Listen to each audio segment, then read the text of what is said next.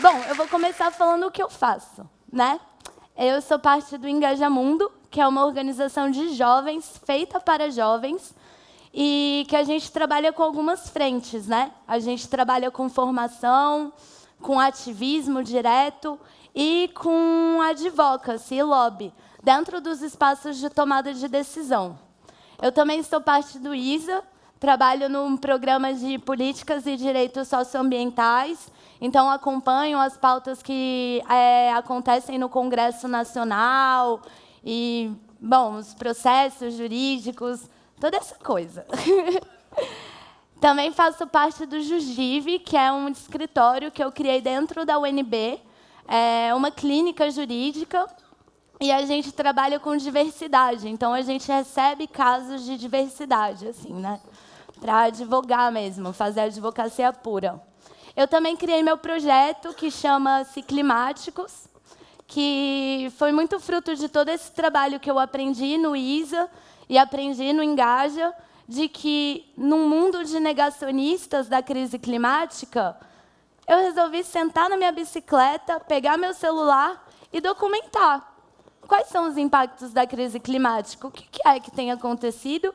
E como que as pessoas que estão na linha de frente têm feito para se adaptar? E, recentemente, agora, no meio do ano passado, eu comecei a fazer parte de um grupo. Nós somos 30 jovens de diferentes partes do mundo, assim, dos lugares mais ermos que vocês podem imaginar. E a gente tem prestado uma assessoria para a Jayatma, que ela é a secretária especial da juventude da ONU.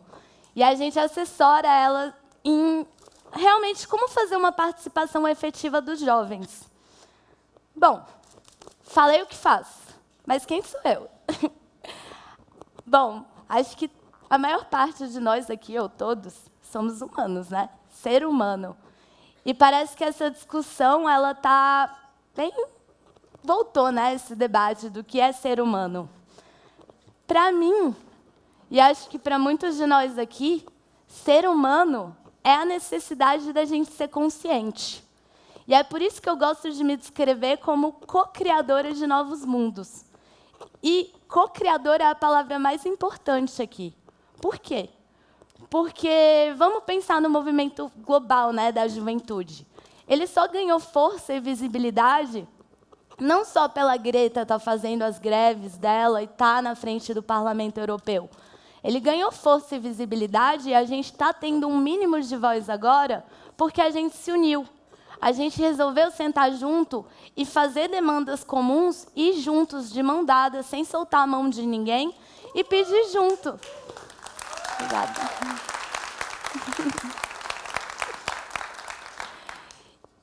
E é nessa união que a gente consegue mudar alguma coisa. E que coisa que a gente quer mudar? A gente está vivendo uma crise agora, um colapso. Eu sei que colapsos são comuns nas nossas histórias e crises também. Mas a nossa crise de agora ela é uma crise sistêmica. É uma crise de sistema, do que está acontecendo dentro das estruturas, em todas as esferas e em todos os níveis. E eu escuto muito aqui falar que, tá tudo bem, né? A juventude vai chegar aí para assumir. Não, não está tudo bem. A gente não vai chegar, não. A gente está aqui, eu estou aqui. Tem alguns jovens aqui. E, bom, tem alguns jovens aqui? Hoje eu estou mais feliz, porque eu vi mais jovens aqui. Mas não canso de me perguntar, quantos jovens realmente fizeram parte de montar esse evento, de estar fazendo parte dos processos de tomada de decisão, de montar a agenda? Muitas vezes vocês deixam o futuro para a gente, mas não é o futuro. As coisas estão acontecendo agora. E a gente não é incluído nos processos. A gente não é ensinado com o que vocês já fizeram, aprenderam e erraram. A gente só é jogado no meio da bagunça e aí todo mundo fala, vocês vão resolver. Mas eu vou resolver o quê? Que planeta que vai ter para eu resolver? Acho que não vai ter nada. Estou curiosa com essa aposta de vocês. Bom, Eu acabei de voltar do encontro de lideranças que foi um chamado do Raoni para unir vários povos indígenas juntos. E Raoni, né? Aquele que vai ganhar o Nobel da Paz esse ano, que eu fiquei sabendo. E aí eu me pergunto um pouco, esse encontro, quem liderou a organização do encontro foram jovens. Foram jovens indígenas que estão na linha de frente. E eles fizeram questão de que nas mesas e nas discussões que tiveram lá, a gente tivesse uma grande participação das mulheres e da juventude. Porque quando a gente pensa em terra, território, no que vai ficar, as mulheres, elas são sim uma das primeiras a serem afetadas com seus corpos. E com os corpos dos seus filhos, que são os primeiros a sofrer com toda essa crise e com todo esse impacto. E nós, jovens, em qualquer esfera, a gente está sempre escutando isso. Vamos deixar para você, seja onde for. Mas aí eu pergunto de novo, deixar o quê? Se a gente não se junta e não caminha junto. Bom, em um tempo em que a cultura está sofrendo em desaparecer, em que a gente está vivendo governos tão autoritários que nos podam, nos calam, que a gente vai para a rua com medo, mas a gente vai para a rua. E que o Brasil segue sendo um dos campeões na morte de socioambientalistas, alimentando toda a nossa fome com ganância e luta, eu venho aqui falar para vocês que nós, jovens, viemos aqui para ocupar todos os espaços de tomada de decisão e ocupar as ruas. Porque a gente precisa, sim, ser ouvido. A gente é parte, sim, da solução. Eu concordo com vocês nesse ponto.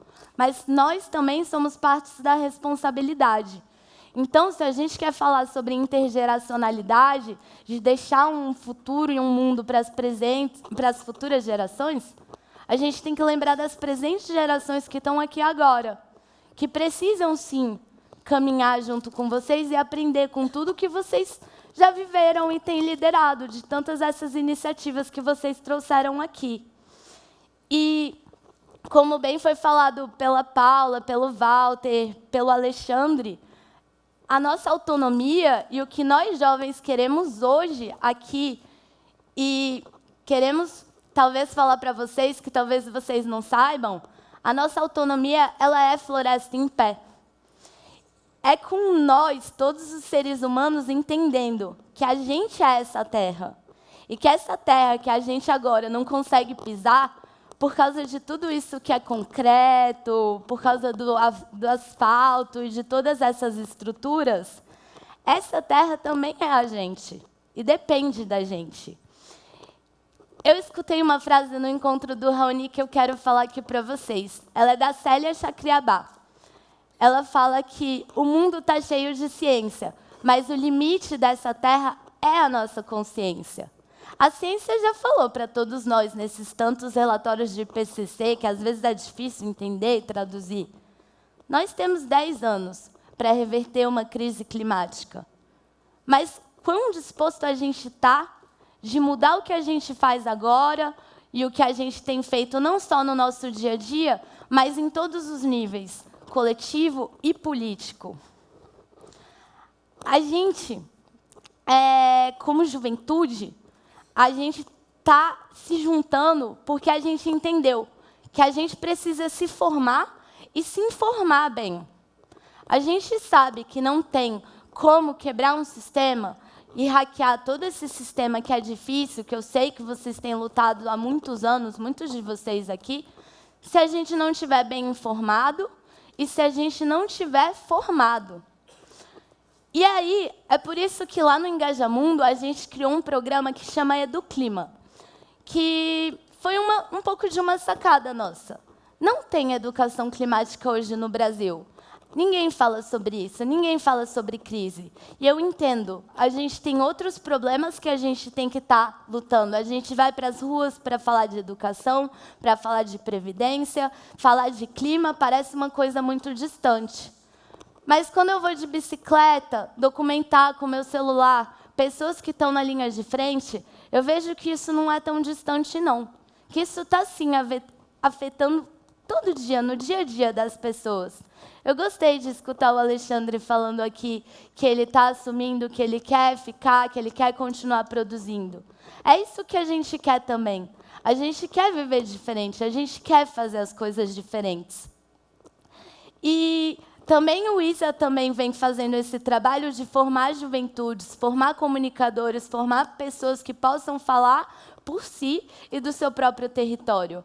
E eu fico muito feliz em fazer parte de organizações que se preocupam com isso, com educação. Porque isso é um ponto importante que a gente tem que estar sempre levando e pensando. Mas a ótica agora, que a gente tem que focar mesmo, ela é um pouco diferente do que já foi há um tempo atrás, quando muitos de vocês começaram, né, nessa luta. A gente tem que inverter assim, o equilíbrio do mundo. Não é mais monetizar e fazer economia para a gente proteger o meio ambiente. A floresta ela é abundante demais, ela dá tudo o que a gente precisa. Agora, o que a gente tem que fazer é primeiro proteger os nossos rios, as nossas terras, os nossos ares, as nossas florestas, para aí sim a gente pensar em ter algum lucro. E que lucro é esse que eu estou falando? Esse lucro que eu falo é uma casa saudável. É um meio ambiente que a gente faz parte, que a gente depende dele, que depende de nós. É um mundo perene, para agora e para depois. E isso sim, isso que eu estou falando agora, isso é intergeracionalidade. Isso é a gente pensar nas presentes e futuras gerações. Então, a gente precisa dessa transição urgente. E ela só dá para acontecer se a gente caminhar juntos. E a gente sabe, né? Essa terra, ela está, em sua maior parte, comprometida por indústrias, companhias, empresas. E quem pode ligar menos para nós, seres humanos, do que empresas? Nessa ótica colonialista, patriarcalista, de consumo, eu me pergunto, o que a gente faz com esse dinheiro? A gente não é isso que a gente quer, não. A comida e o território, por isso eu fiquei tão feliz de ser chamada, é o que engaja as pessoas, é o que faz a gente levantar e ir para a rua. Não é dinheiro. Não é sobre isso. E aqui eu gostei muito também da fala do Carlos Monteiro, quando ele deixou claro, ele botou num gráfico, falando que quem produz o alimento são os agricultores. A gente sabe que o resto da produção toda que é feita, ela é vendida, ela é para fora, ela não é para ficar aqui para a gente, para alimentar a gente ou para a gente, né, usufruir dela. E a gente escuta muito isso, né, que sem essas indústrias, a gente ia morrer de fome.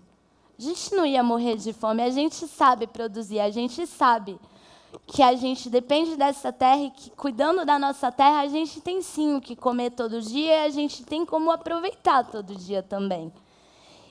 E o mais importante, quando a gente começa a falar disso, é a gente pensar que esses debates eles nunca podem ser elitizados. Quando a gente fala em consumir produtos locais, a gente tem que sempre estar falando com quem está na linha de frente e de quem está na linha de frente. De quem defende os seus territórios, as nossas florestas, os nossos rios, tudo que é nosso e que faz a gente estar aqui vivo, com seus corpos. De quem defende toda essa fronteira e avanço do agronegócio com a própria vida. O que vai sobrar sem essas pessoas? Bom, eu já escutei também que apostam muito na juventude porque ninguém sabe mais o que fazer. Já está todo mundo esgotou todas as ideias. Bom, nós, como jovens, vou contar para vocês. O nosso grande segredo é que a gente tem aprendido a se reconectar e aprender com quem tem resistido há mais de 500 anos, junto com a floresta e com o meio ambiente. É com essas pessoas que a gente tem aprendido.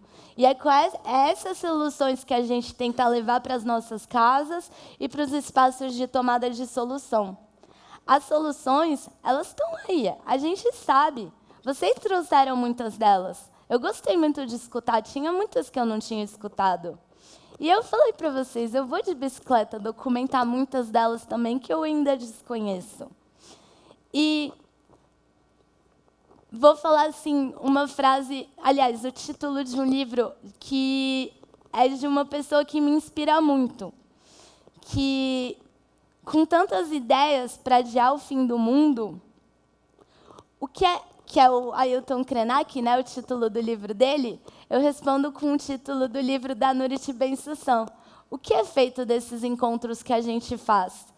O que vai ser feito desse nosso encontro aqui no Fruto? O que a gente vai levar como esse coletivo de pessoas tão comprometidas, pensando em sustentabilidade, em consumo? O que a gente vai fazer depois daqui? A gente vai se unir mesmo e aproveitar que a gente está vivendo 2020, esse ano de luta? Eu espero que sim, porque eu prefiro não dormir a ver esse mundo todo ruir. Obrigada, gente. Tchau, tchau.